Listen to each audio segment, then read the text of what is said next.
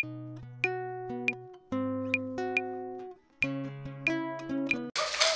à Jésus. Nos places. Nous pouvons prendre place, nous prenons nos Bibles.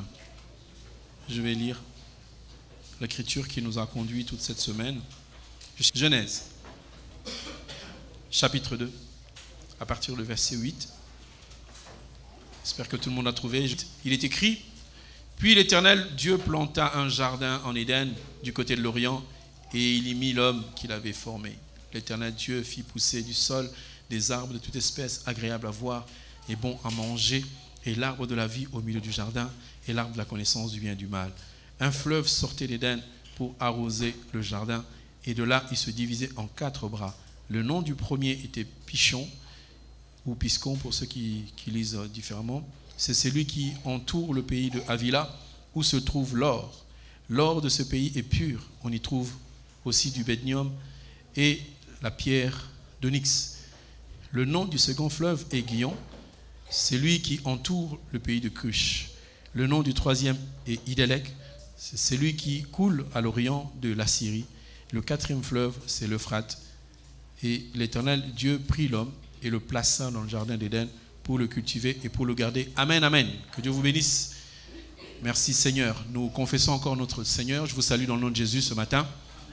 Soyez bénis. Bonjour. Voilà. Le thème que notre bien-aimé Patrick est en train de développer toute cette semaine, c'est un fleuve à 4 bras. Ce fleuve à 4 bras, il est au verset 10. Un fleuve sortait d'Éden pour arroser le jardin. De là, il se divisait en 4 bras. C'est un seul fleuve qui se divise en 4 bras. On va essayer d'expliquer les 4 bras et je laisserai après la suite au bien-aimé qui va continuer pour nous enseigner là-dessus. On va aussi dans le livre de 1 Corinthiens 14, verset 6.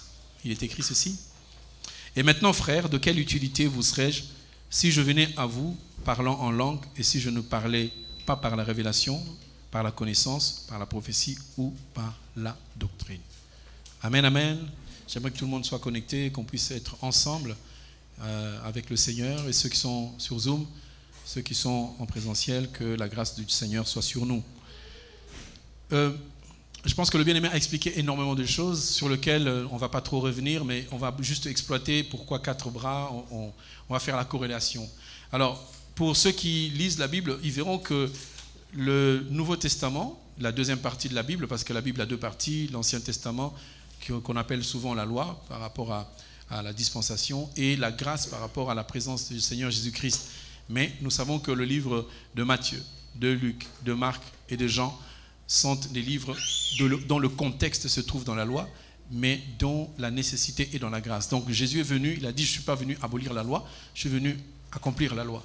Donc il y a quelque chose qui demeure, c'est la pensée du Seigneur, mais c'est l'exécution qui change. Je prends un exemple. Dans la loi, quand quelqu'un faisait un péché, quand on commettait un péché, c'était parce que dans la loi, il fallait attraper la personne avec le péché. On prend l'exemple de quelqu'un qui commet l'adultère, quelqu'un qui prend la femme de quelqu'un d'autre, il faut l'attraper. Si tu ne l'attrapes pas, donc tu ne peux pas, l'accuser, on ne peut pas le sanctionner. Alors quand on attrapait quelqu'un, par exemple d'adultère, on devait le lapider les 2 personnes. On prend l'homme et la femme, on les lapide. On jette la pierre, c'est-à-dire on les tue par la lapidation. Il ne faut pas les tuer par un couteau, mais par lapidation. Il y a une raison là-dessus.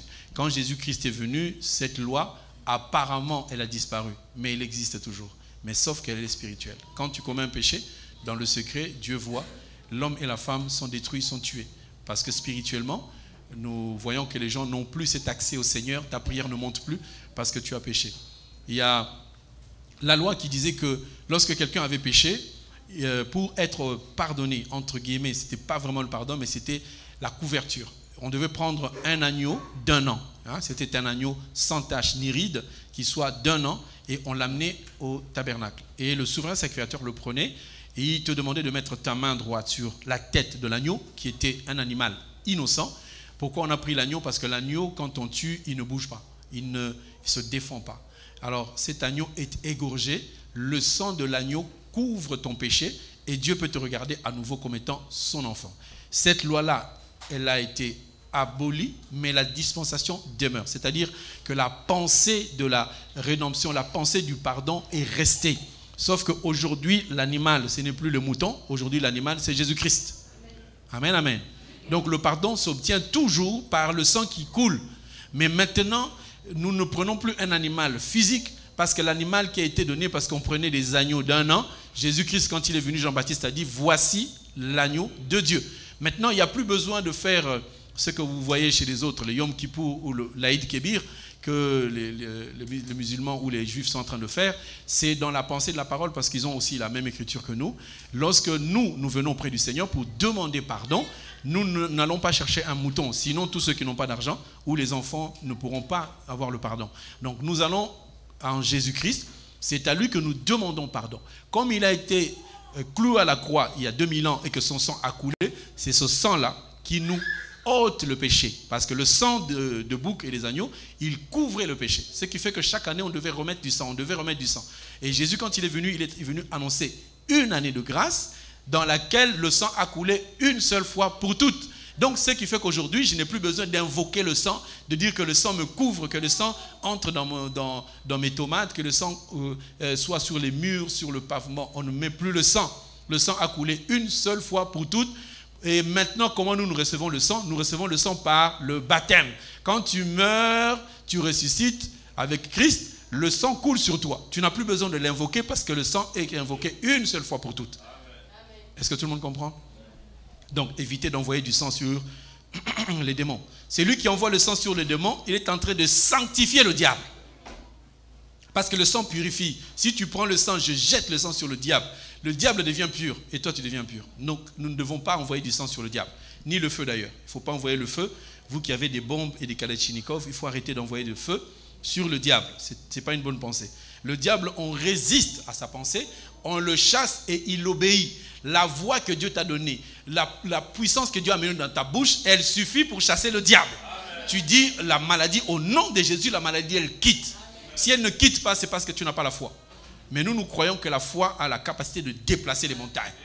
Vous voyez, quand on prie pour quelqu'un, j'ai prié pour quelqu'un il y a 2 jours, et elle m'a dit le lendemain, la maladie a augmenté. C'est normal, parce que quand on coupe la tête du serpent, le serpent il bouge encore davantage. Donc si on prie sur toi, on chasse le malheur, on chasse la maladie, c'est normal que le lendemain tu ressentes la même maladie. Mais il faut que tu dises toi maintenant que cette maladie on l'a chassée hier, elle ne reviendra pas aujourd'hui. Donc ne faisons pas de combat perpétuel. Tu chasses le démon lundi, il est parti, il revient mardi, il revient encore mercredi. Non, le démon que nous chassons lundi, c'est terminé, il ne revient plus. Parce que nous avons la foi qu'il est parti. Voilà pourquoi nous ne faisons pas de combat tous les jours. Nous marchons avec le Seigneur. Et c'est ça aussi l'objet de ce fleuve à 4 bras. Si nous n'avons pas la connaissance, si nous n'avons pas la révélation, nous allons prier comme des gens qui n'ont rien. Parce que nous sommes normalement appelés un royaume des sacrificateurs. Si tu es dans un royaume de sacrificateurs, ça veut dire que toi aussi tu es un roi. Nous sommes tous des sacrificateurs. Amen. Parce que quand tu pries, tu deviens sacrificateur. Quand tu dis Seigneur, guéris mon enfant, guéris ma femme, guéris mon mari, tu deviens sacrificateur parce que tu sacrifies pour quelqu'un que tu aimes. Or, pour que tu sacrifies, il faut que tu sois sacrificateur. Dieu nous a donné le pouvoir, parce que nous avons reçu le pouvoir de lui, pour être des sacrificateurs. Donc, quand moi je prie, quand toi tu pries, la personne pour qui tu pries, elle doit être guérie. Mais, quand un sacrificateur offre, qu'il est simplement sacrificateur, son offrande est inférieure à un roi qui offre. Quand quelqu'un a beaucoup d'argent, quand il offre, on sait qu'il a offert. Vous regardez dans la Bible, vous verrez que Salomon était devenu riche, mais avant d'offrir, il a donné 1000 bœufs à l'Éternel. Ce qui fait qu'aujourd'hui, si nous n'avons pas l'exaucement, si nous marchons comme des pauvres alors que nous sommes des riches, c'est parce que nous n'avons pas la connaissance de notre état. Il faut que tu saches qui tu es. Si tu sais qui tu es, même si aujourd'hui tu n'as pas, tu sais que demain j'aurai. Un enfant qui vient de naître dans la maison d'un roi, il ne fait pas des études, mais il est déjà prince. C'est-à-dire que moi je suis devenu prince sans même faire des études. Je disais l'autre fois, la femme du président de la République, s'il était encore simple ouvrier, quand il devient président de la République, sa femme devient la première dame du pays. Oui ou non? Est-ce qu'elle a fait une formation? Voilà, moi je n'ai pas besoin de faire la formation, je deviens enfant de Dieu, parce que la Bible me dit, à tous ceux qui l'ont reçu, à tous ceux qui croient en son nom, la parole de Dieu fait de moi un enfant de Dieu. Quand je deviens un enfant de Dieu, les sorciers commencent à avoir peur de moi. Vous le savez ou pas? Les maladies doivent me craindre. Il faut que quand tu entends parler de la maladie, que tu dises, ça ce ne sont pas mes affaires. La maladie, elle peut circuler, c'est son problème. Les sorciers peuvent exister, je ne les empêche pas. Mais chez moi, c'est impossible. C'est toi qui décides en fait. Ta maison, quand on sonne, c'est qui ouvre? C'est celui qui est dehors ou celui qui est dedans? Si quelqu'un entre, c'est ta faute ou c'est la faute de celui qui est dehors? Il peut sonner 10, 15 fois. Si tu ne veux pas, tu ne voudras pas. Oui ou non? Si la maladie, elle frappe la porte, pourquoi tu ouvres? J'entends certains qui me disent, mais ton téléphone il sonne, mais réponds. Je ne suis pas pressé. Si c'est pour m'annoncer l'enlèvement, ça ne viendra pas par là. Je partirai directement. Il y a des moments où quand ton téléphone sonne, tu es en train de trembler. C'est qui m'appelle? En plus, il n'a pas laissé de message, avec un numéro inconnu. C'est son problème. C'est lui qui a perdu ses unités, ce n'est pas les miens. Si c'est urgent, il va me rappeler. Donc je ne suis pas pressé. Je sais qui je suis, je sais comment Dieu m'a appelé. Il faut que tu vives dans l'assurance que quand bien même la maladie sonnera à ta porte, qu'elle sonne jusqu'à ce que la sonnerie s'arrête, que les piles s'épuisent, mais que toi tu ne bouges pas, parce que tu es un enfant de Dieu. Amen.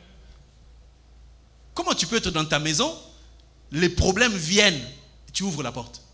Si tu ouvres la porte, les problèmes vont entrer. Si tu n'ouvres pas, ça n'entrera pas. Est-ce que tout le monde me comprend? Amen. La puissance des ténèbres ne peut pas brusquer ta porte sans ton autorisation. C'est toi qui donnes l'autorisation à quelque chose d'entrer ou de ne pas entrer. Est-ce que tout le monde comprend? Mais c'est pour cela que nous enseignons pour que chacun comprenne que lorsque j'ai la révélation, je sais qui je suis, je me défends et je sais aussi que quelqu'un me défend. Que dit la Bible? La Bible nous dit que l'ange de l'Éternel campe tout autour de ceux qui craignent Dieu. Oui ou non? Tu le vois l'ange? Tu n'as pas besoin de le voir, tu as besoin de croire qu'autour de toi il y a l'ange. Il y a des fois tu veux monter dans un train, tu arrives, il est à l'approche, il est passé. Tu t'énerves, ne t'énerve pas. Bénis le Seigneur, tu ne sais pas ce qui se passait dans le train. Il y a un moment où tu es énervé, tu es en retard, il n'y a rien qui avance, les trains ils sont toujours retardés. Dieu seul il sait. Nous on le prend avec sourire en disant, c'est retardé là, c'est pour moi. Je sais que Dieu est en train de m'épargner quelque chose. Parce que l'Éternel est Dieu. Et il a dit, je suis avec vous tous les jours. J'entends des gens qui me disent, ces derniers temps, je ne sens pas la présence de Dieu. Tu ne la sens pas, il n'y a pas besoin de la sentir. Il y a besoin de croire. Dieu ne te demande pas de sentir, Dieu te demande de croire qu'il est là. Je ne sens pas. La parole de Dieu, ce n'est pas une sensation. C'est la foi dans ce qu'on est en train de dire. Dieu dit, je suis avec vous. Il te l'a dit, il ne changera pas. C'est toi qui changes parce que tu varies un temps la prière, un temps le péché, un temps la prière. Tu montes, tu descends, tu fais le yo-yo. À force, tu ne sens plus la présence de Dieu. Or, c'est lui qui est constant. La constance d'un enfant de Dieu, ce n'est pas une ligne droite. C'est une ligne constante qui monte. Parce qu'il a dit, je veux que tu prospères à tous égards. Ce n'est pas moi. Moi, j'ai lu dans la Bible, c'est marqué, je veux. Qui veut? C'est Dieu. Dieu veut que tu progresses. Tous les jours, Dieu décide que tu progresses. C'est toi qui ne veux pas. C'est comme si chaque fois on te pousse et toi tu ne veux pas. Alors, il est écrit ceci, 1 Corinthiens 14, verset 6. Et maintenant, de quelle utilité vous serais-je si je venais plutôt à vous parlant en langue? Alors, parler en langue ici, ce n'est pas la langue comme vous apprenez le parler en langue comme prophétie. Hein? Ça peut l'être parce qu'on parle des prophéties, on parle des dons. Mais là, parler en langue signifie que lorsque le prédicateur, le pasteur est en train d'enseigner, si vous ne comprenez pas, ça veut dire qu'il parle en langue. Il faut que l'explication de la parole soit claire pour que vous puissiez la comprendre et la mettre en pratique. On ne peut mettre en pratique que ce qu'on a compris et non pas ce qu'on n'a pas du tout saisi. Donc, on nous dit que lorsqu'un homme de Dieu enseigne, il ne faut pas qu'il parle en langue. Il faut qu'il parle de 4 manières. Et les 4 manières sont la révélation, la connaissance, la prophétie et la doctrine. Les 4 façons de parler. Alors des fois quand on écoute la parole de certaines personnes, j'aimerais que chacun fasse l'analyse. Que dans cet enseignement, qu'est-ce qu'on nous a apporté?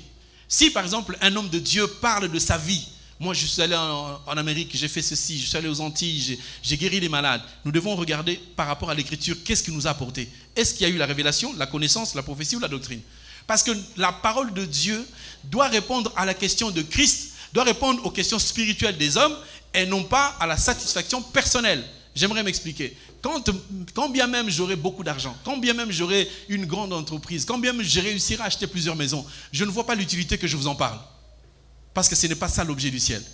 L'objet du ciel, c'est de connaître la parole et de savoir comment la mettre en pratique. Est-ce que tout le monde comprend? Alors, vous constaterez que je disais que le Nouveau Testament commence par 4 évangiles. Mais en fait, il n'y a pas 4 évangiles.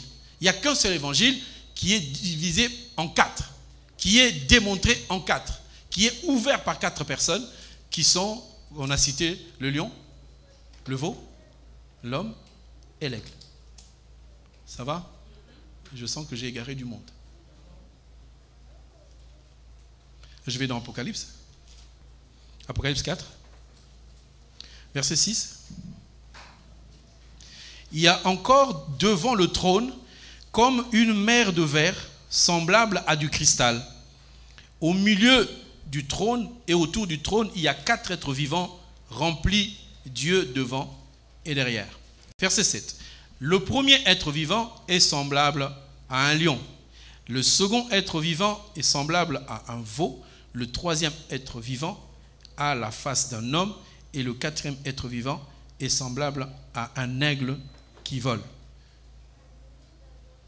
On dit que les 4 êtres vivants ont chacun 6 ailes et ils sont remplis Dieu tout autour et au-dedans. Ils ne cessent de dire jour et nuit, Saint, Saint, Saint, et le Seigneur, Dieu Tout-Puissant, qui était, qui est et qui vient.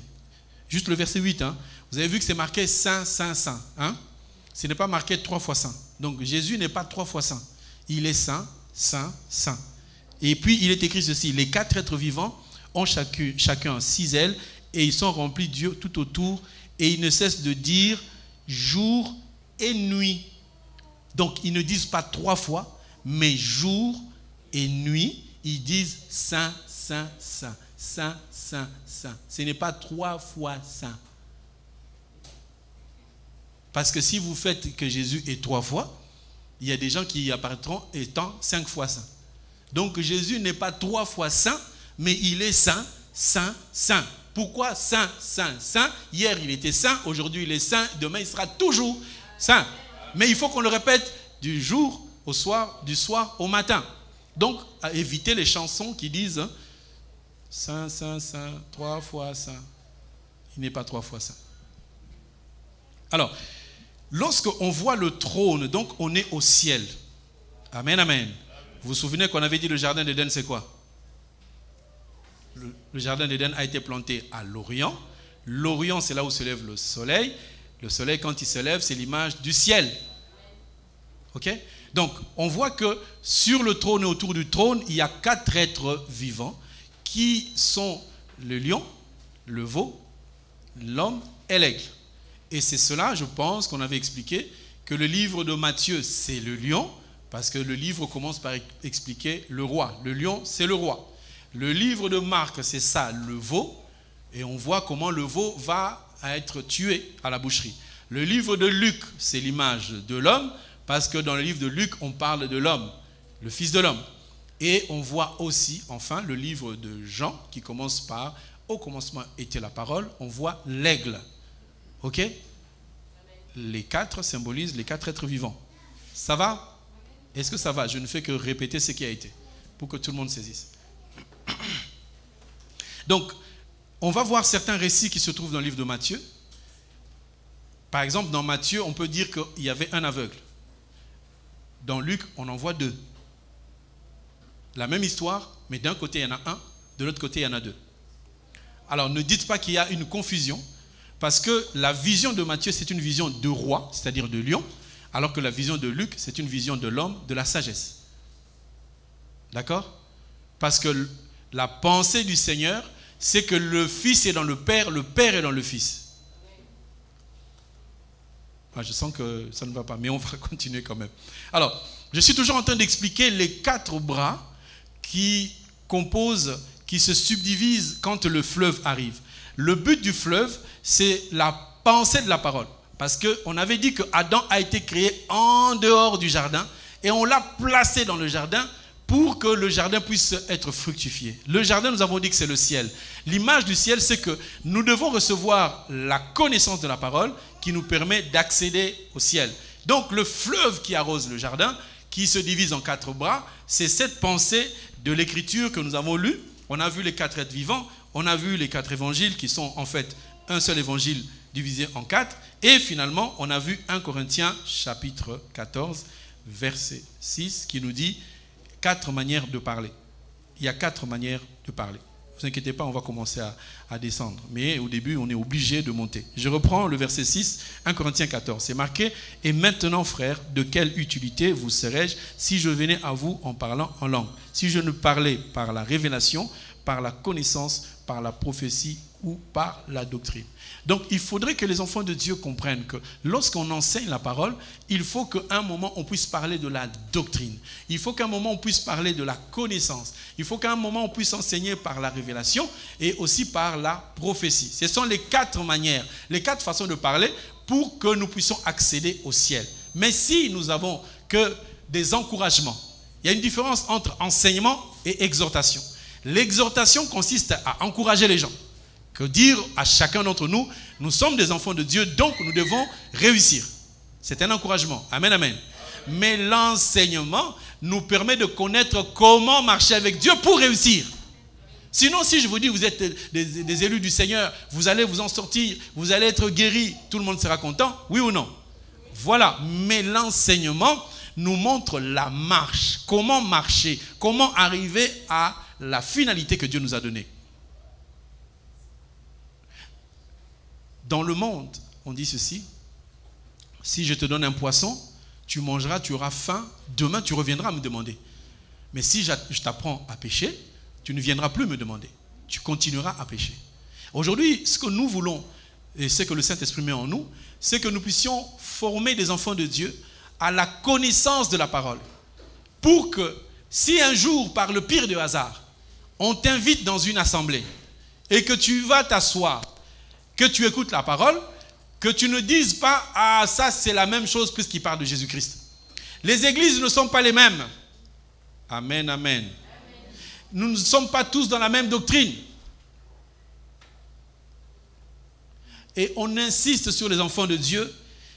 N'allez pas n'importe où et n'acceptez pas n'importe quoi. Parce que le monde dans lequel nous vivons est déjà mauvais. Est-ce que nous pouvons lire Galates 1, chapitre 6, premier verset 6? Je n'ai pas encore attaqué les 4 bras. Il est écrit ceci, « Je m'étonne que vous vous détourniez si promptement de celui qui vous a appelé par la grâce de Christ pour passer à un autre évangile. Non pas qu'il y ait un autre évangile, mais il y a des gens qui vous troublent et qui veulent renverser l'évangile de Christ. Faites attention. La parole de Dieu, elle est puissante, mais elle est complexe aussi. Elle est à la fois facile, mais elle est à la fois compliquée pour ceux qui ne veulent pas écouter. Vous aurez appris qu'un mouvement ou plusieurs mouvements sont sortis qui disent que la dîme n'existe plus. Ils ont dit la dîme n'existe pas. Mais comme beaucoup de gens sont des radins, ils ont dit oui, ça c'est l'évangile. Simplement parce qu'un homme a dit que la dîme n'existe pas, eh bien les autres plongent dedans pour dire ah il a raison. Mais si tu regardes bien, en fait c'est ta cupidité ou peut-être le fait que tu es radin, que tu n'aimes pas donner. Parce que quelqu'un à qui on défend de donner, s'il a dans son cœur le désir de toujours donner, eh bien il donnera toujours. Parce que le don qu'on fait à Dieu, c'est une grâce. Si je vous dis qu'il y a plusieurs personnes qui déroutent, c'est que nous devons vous apprendre à connaître la parole dans les 4 bras. Il faut que vous puissiez comprendre la parole dans les 4 dimensions pour que vous puissiez accéder au ciel, accéder au jardin d'Éden. Est-ce que tout le monde me comprend? Je reviens dans le jardin. Je vais expliquer quelque chose. Peut-être ça va vous sembler difficile, mais ce n'est pas grave. Notez. Vous avez des stylos pour noter. Et si dans 5-10 ans, vous avez la révélation, revenez me voir avec joie. Mais je sais que vous êtes très intelligent, vous allez y arriver. Avant d'expliquer les 4 dimensions, je reviens à mon verset de Genèse chapitre 2, verset 10. Un fleuve sortait d'Éden pour arroser le jardin, et de là, il se divisait en 4 bras. Alors, le nom du premier bras est Piscon ou Pichon. C'est celui qui entoure le pays de Havila où se trouve de l'or. L'or de ce pays est pur, on y trouve aussi du bénium et la pierre d'onyx. Maintenant, je suis en train de chercher la pierre d'onyx. Je vais aller dans le livre de Exode 28. Exode 28. Moi, je crois que vous allez tout comprendre et ça va très très bien se passer. Exode 28. Je lis le verset 15. Exode 28, verset 15. Notez, bien aimé, c'est important. Notez. Verset 15 nous dit ceci: tu feras le pectoral du jugement artistement travaillé, tu le feras du même travail que l'éphod, et tu feras de l'or et du fil bleu, pourpre et cramoisi, et de fin lin retors. Il sera carré et double. Sa longueur sera d'un empan et sa largeur d'un empan. Alors, tu y enchâsseras une garniture des pierres. 4 rangées de pierres.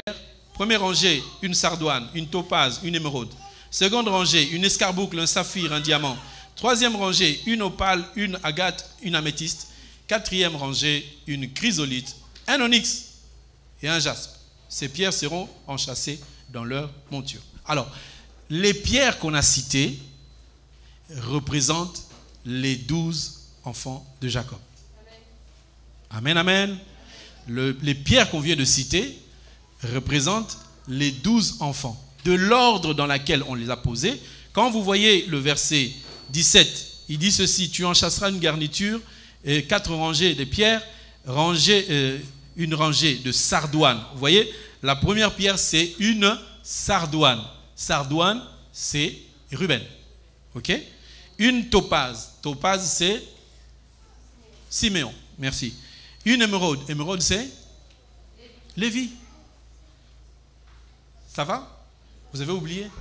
Ah là là. Alors, maintenant, l'examen, c'est de savoir onyx, c'est qui? Parce que c'est la 11e pierre. Allez-y. 11e pierre. Quel est le 11e enfant? Merci. C'est Joseph.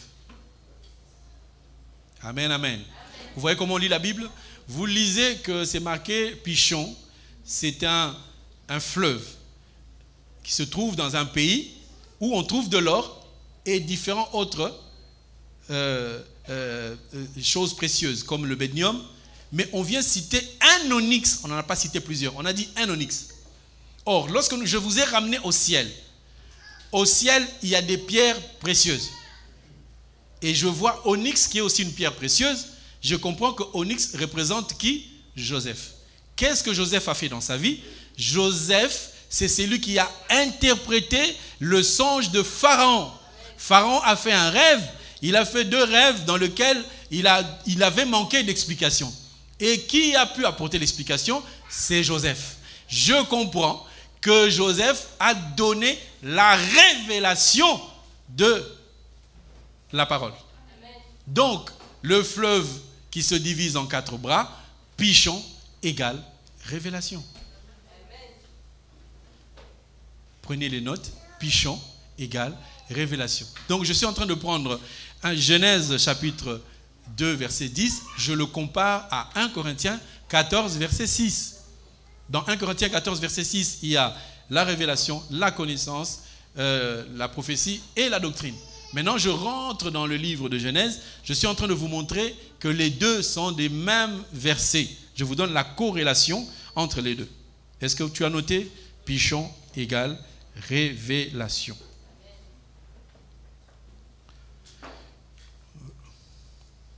Le verset 12, non, le verset 13. Le nom du second fleuve est Gihon. C'est celui qui entoure le pays de Cush. Alors, on dit que le deuxième bras, c'est celui qui entoure le pays de Cush. Donc, je vais chercher qui est Cush pour que je puisse savoir qu'est-ce qui se passe. Genèse chapitre 10, verset 6. Il faut, ceux qui lisent, vous lirez le verset 1 jusqu'à 6, mais je lis le verset 6. Bon, pardon, je vais lire le verset 1. Voici la postérité du fils de Noé, Sem, Cham et Japheth, et il leur naquit des fils après le déluge. Verset 6. Le fils de Cham furent Cush, Mizraïm, Put et Canaan. Donc, vous voyez Cush qui est là. Donc, si dans la création, on dit que le deuxième bras qui est Gihon et entoure le pays de Cush, on comprend qu'à l'époque où on était en train de parler du fleuve, Cush n'existait pas. Comme il n'existait pas, c'était de manière prophétique qu'on a parlé de Cush. Puisque comment pourrait-il entourer le pays de Cush puisqu'on vient de le créer? Donc on comprend que le pays de Gihon égale la prophétie. Note-le, Gihon égale prophétie. La fois passée, je vous ai fait noter Matthieu égale lion, Marc égale veau, Luc égale l'homme et Jean égale l'aigle. Je pense que tout le monde a retenu. Et je ne vais pas aller du côté de Marc, Luc, je viens du côté de la révélation, la doctrine, la connaissance et la prophétie. Donc tu noteras que Gihon, comment je suis allé trouver que Gihon c'est la prophétie? J'ai vu le nom de Cush qui apparaît à la création, pourtant Cush n'était pas encore existant. Ça va? Même si ça ne va pas, on va dire toujours Amen, que Dieu soit béni.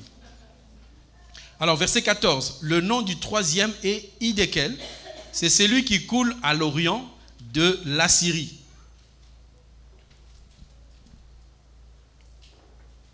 Hiddekel coule du côté de l'Assyrie.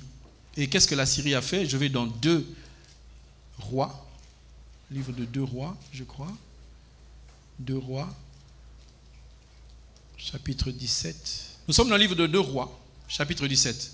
Je lis ça et là pour que nous puissions vous expliquer. Si tu lis au premier verset, tu verras que c'est écrit la 12e année de Akaz, roi de Juda, Osée, fils d'Ala, régna sur Israël à Samarie. Il régna 9 ans. Et il fit ce qui est mal aux yeux de l'Éternel, non pas toutefois comme le roi d'Israël qui avait été avant lui. Alors, on dit, Salmanassar, roi d'Assyrie, monta contre lui et Osée lui fut assujetti et il lui paya un tribut. Je saute, je vais au verset 34. C'est écrit ceci. Le roi d'Assyrie fit venir les gens de Babylone, de Kouta, d'Ava, de Hamath, de Sepharvaïm, et les établit dans la ville de Samarie à la place des enfants d'Israël. Et ils prirent possession de Samarie et ils habitèrent dans les villes. Lorsqu'ils commencèrent à y habiter, ils ne craignèrent pas l'Éternel. Et l'Éternel envoya contre eux des lions qui les tuaient. On dit au roi d'Assyrie, les nations que tu as transportées et établies dans la ville de Samarie ne connaissent pas la manière de servir Dieu et il a envoyé contre eux des lions qui les ont fait mourir parce qu'ils ne connaissent pas la manière de servir Dieu. Voilà, je m'arrête là. Je vous raconte l'histoire, comme ça va aller plus vite. Donc le peuple d'Israël, chaque fois qu'ils péchaient, Dieu les frappait. Mais Dieu ne les frappait pas comme il a frappé en Égypte. Dieu ne leur envoyait pas la maladie. Dieu, pour frapper Israël, il donnait le pouvoir à des peuples qui étaient tout autour d'Israël pour dominer Israël. Amen, amen.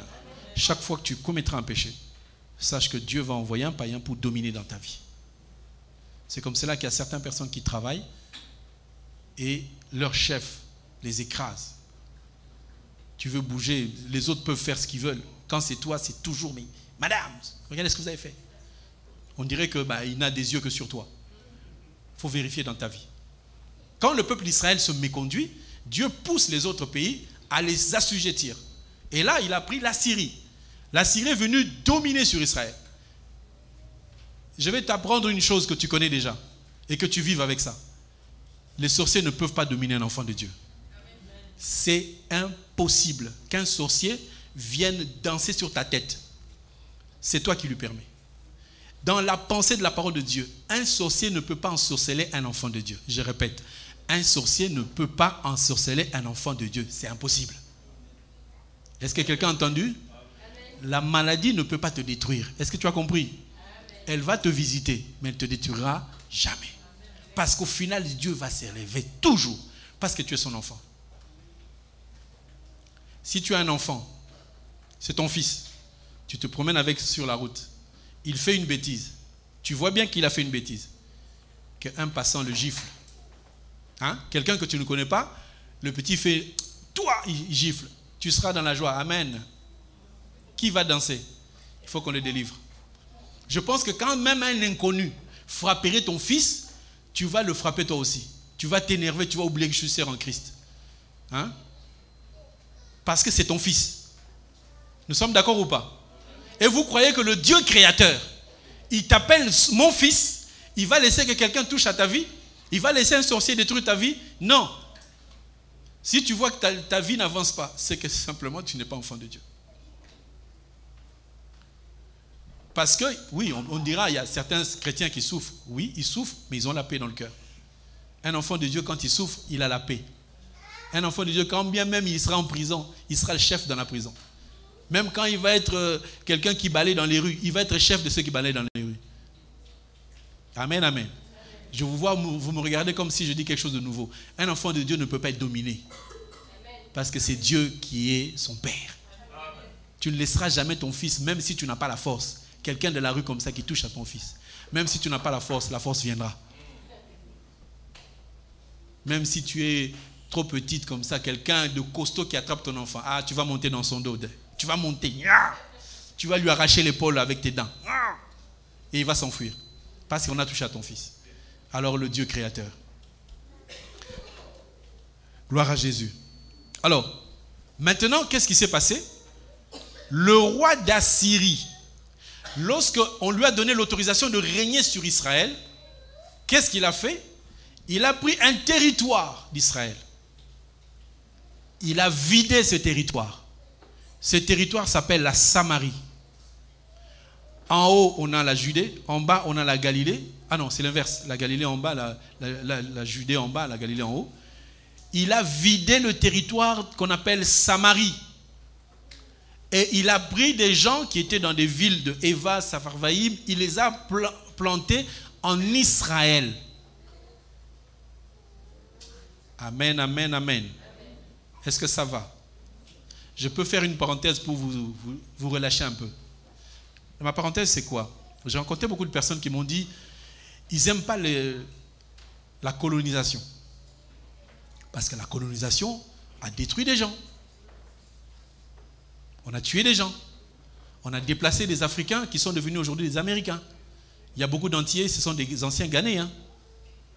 C'est la faute à qui? À la colonisation. Ça ne s'est jamais fait dans le monde. Si on lit l'histoire, on se rend compte que la première colonisation, c'est Dieu qui l'a faite avec son propre peuple à lui. Parce qu'ils avaient un territoire. Mais Dieu les a fait errer toute leur vie. Le peuple d'Israël n'a jamais eu de territoire. Mais le Congo a un territoire dans lequel les gens sont venus pour détruire. Je ne suis pas d'accord qu'on puisse tuer des peuples. Je ne suis pas d'accord du tout de la colonisation. Mais qu'on n'incite pas les gens à dire, puisqu'il y a la colonisation, c'est quelque chose qui a un défaut par rapport au Seigneur. Ce n'est pas le Seigneur qui est à l'origine, même si le Seigneur permet certaines choses. Ce n'est pas Dieu qui pousse aux gens de tuer. Les gens s'entretuent eux-mêmes pour les intérêts. Quand ils sont venus en Afrique, c'est parce qu'ils avaient l'intérêt sur les diamants, les mines et tout cela, parce que les autochtones ne savaient pas ce que c'était. Mais lorsque je rentre dans la Bible, je me rends compte que la première personne qui a permis la colonisation, c'est Dieu. Quand Jésus était sur terre, Israël était colonie romaine. Donc la colonie n'a pas commencé maintenant, elle a commencé il y a longtemps. Je ne suis pas en train de la justifier. Mais je veux qu'on sorte de ces débats de dire, oui, mais pourquoi on a permis la colonisation? Mais on a permis aussi l'Holocauste, on a permis plein de choses avant. Je ne suis pas en train de réviser l'histoire. Je suis en train de dire simplement, si ces choses sont arrivées, Dieu seul sait pourquoi. Nous, en tant qu'enfants de Dieu, nous devons quitter la politique, quitter l'histoire pour entrer dans la parole de Dieu. Et c'est là que Dieu nous attend. On ne va pas fermer les yeux sur ce qui existe. Mais on doit se dire, si ça a été, c'est que c'est Dieu qui a permis. Je ferme la parenthèse. Et je dis ceci.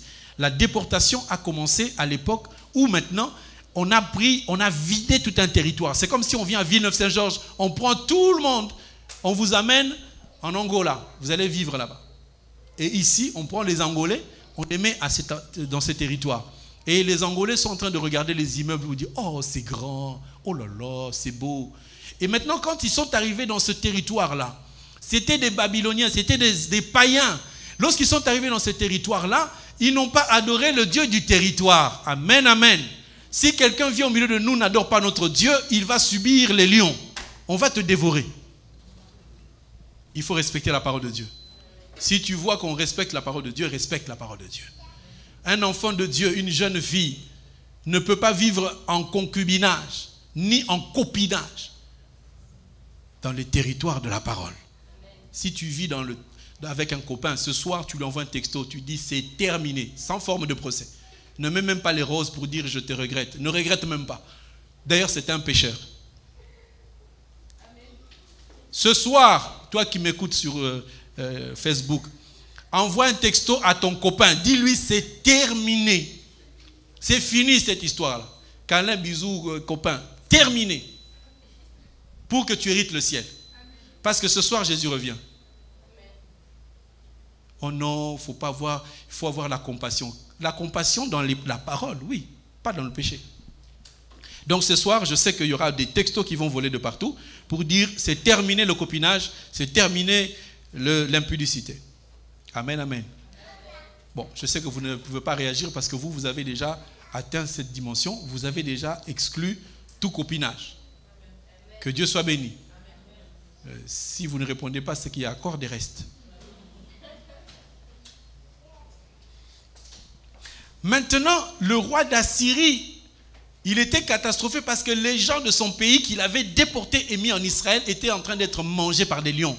Maintenant, il cherchait quoi? La connaissance. La connaissance, c'était pour qu'on puisse arriver à enseigner les gens qui sont en Israël comment marcher avec le Seigneur. Amen, amen. Ma soeur, je te donne un conseil. Mon frère, je te donne un conseil. Si tu veux marcher avec le Seigneur, si tu veux marcher avec ton Créateur, cherche à le connaître. Est-ce que si tu rencontres, toi jeune fille, tu rencontres un homme dans la rue, tu ne le connais pas, même s'il est beau, même s'il a quatre bleus dans ses mains et te dit « je vais t'épouser », est-ce que tu vas l'accepter, oui ou non? Il y en a qui a dit oui. Tu ne peux accepter quelqu'un que tu connais. Celui que tu ne connais pas, tu ne peux pas l'accepter. Nous sommes d'accord ou pas? La connaissance. Donc tu mettras idéquel égale connaissance. Ça va? Tout le monde a noté? Donc je répète, Pichon c'était la révélation. Idéquel, Guillaume plutôt c'était la prophétie. Et idéquel on a vu. Guillaume c'était prophétie. Idéquel c'est connaissance. Pourquoi? Parce que le roi d'Assyrie cherchait la connaissance pour savoir servir Dieu dans le territoire de Dieu. Il nous reste donc le dernier. Le dernier, c'est verset 14 à la fin. Le quatrième fleuve, c'est l'Euphrate. Pour connaître l'Euphrate, on va lire dans le livre. C'est bon? Genèse chapitre 15. Genèse 15, verset 18. C'est bien de noter, c'est bon, vous avez noté? Genèse 15, verset 18. Il est écrit ceci: en ce jour-là, l'Éternel fit l'alliance à Abraham plutôt, et dit: je donne ce pays à ta postérité depuis le fleuve d'Égypte jusqu'au grand fleuve, au fleuve d'Euphrate. Donc, quand Dieu a donné le pays à Abraham, il a délimité, il a fixé une limite, il a fixé une direction, une directive. Et nous devons comprendre que la doctrine, c'est les limites de ce qu'on doit faire et de ce qu'on ne doit pas faire. Je vais lire encore Proverbe 22, je crois. Proverbe, verset 28. Ne déplace pas la borne ancienne que les pères ont posée. Donc, le fleuve Euphrate nous montre la limite. On nous a dit de l'Égypte au fleuve de l'Euphrate. L'Euphrate, c'est donc la limite. Et nous avons pris Proverbe 22, verset 28, qui nous dit que ne déplace pas la borne. Je vais m'expliquer par rapport à la doctrine. Je prends la doctrine qui dit que je ne permets pas à la femme d'enseigner. Vous connaissez ce verset. Je ne permets pas à la femme d'enseigner, ni de prendre de l'autorité sur l'homme. Alors, c'est écrit comme ça dans la Bible. Vous voulez le verset? Oui, pour ceux qui sont sur Zoom, ou non, pas sur Zoom, sur Internet, on va leur donner le verset.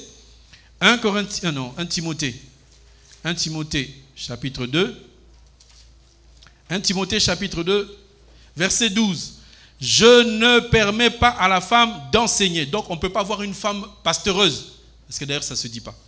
Ni de prendre d'autorité sur l'homme. Donc, on ne peut pas avoir une femme qui fait la modération, une femme qui est à l'accueil, une femme qui est responsable de la chorale, une femme qui est responsable des baptêmes.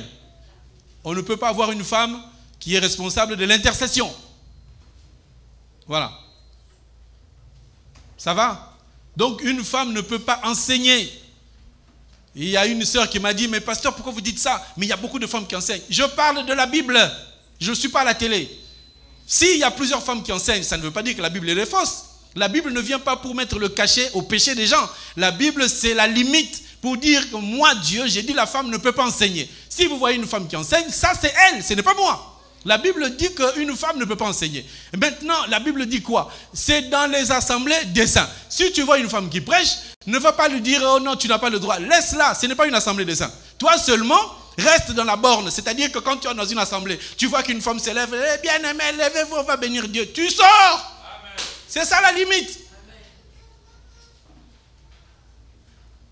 Il y en a qui ont déplacé la borne. Pourquoi? Oh non, mais la femme du pasteur aussi, elle est maman pasteur. C'est diabolique. La femme du pasteur n'est pas maman pasteur. C'est la femme du pasteur. C'est le pasteur qui est appelé, pas elle.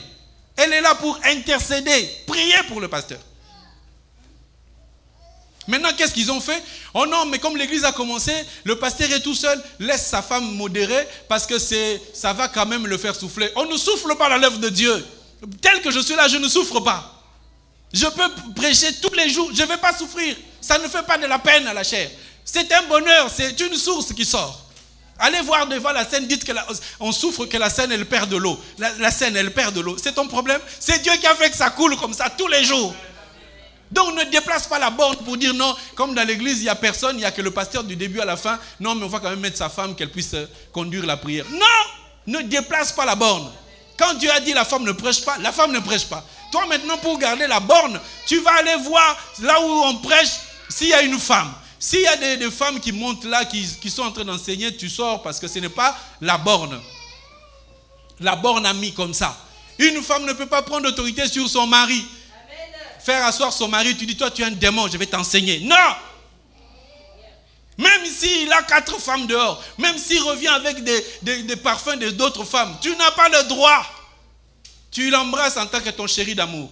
Parce qu'ailleurs il est soigné, chez toi tu ne le soignes pas. C'est ta faute qu'il soit dehors.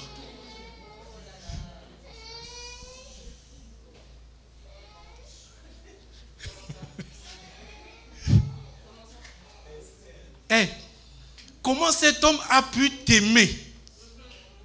Parce qu'il a vu passer beaucoup de gens, beaucoup de femmes. Et il arrive chez toi, il t'aime toi, il te dit je vais t'épouser. Quand il t'épouse maintenant, au bout d'un certain temps, il commence à regarder ailleurs. Ça veut dire que c'est lui qui est à la maison, ça ne va pas. Les femmes n'aiment pas cette théorie-là. Ils n'aiment pas.